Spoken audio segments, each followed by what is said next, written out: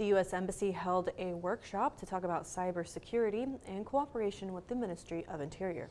The workshop covered the history and future of cybersecurity and other aspects of cybersecurity such as ransomware. Here's more.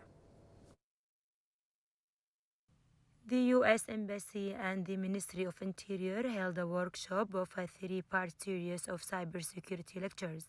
The workshop covered the history of cybersecurity and other aspects, including ransomware. Who's come to talk to young Kuwaitis and in our police force here in Kuwait about the future of cybersecurity and threats. A lot of people think about the technology of cybersecurity, but just as important are the people. And it's an area where the United States and Kuwait have strong and close cooperation. We have for many years. Mr. Christensen has actually already visited Kuwait once before, back in 2019, and he's back now to provide an update on the areas in which we can collaborate and work more closely together. Cybersecurity is a real threat, as many of you know, and really important on whether it's you're talking about your online banking, whether you're talking about your smartphones, your personal data. It's incredibly important to make sure that you are doing all the things you can to protect yourself and your data. Make sure it's not going where you want it to go.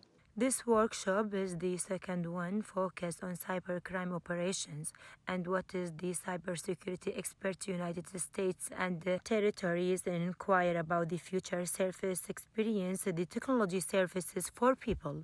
It's the second part of this program. I've been here once before. The program is focused on ways in which we can share experiences about cybersecurity, especially because of all of the cybercrime that is happening around the world.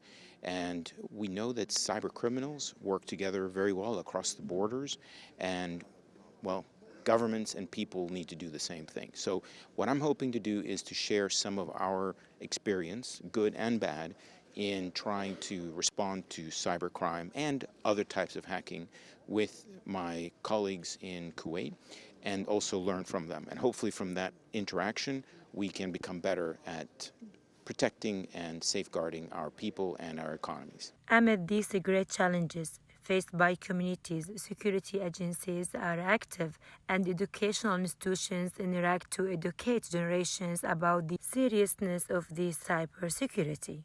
The fight against cybercrime remains at the high levels of all states and governments in the fight of a conflict between progress and privacy protection. This is Hadi Fahad to Kuwait English News.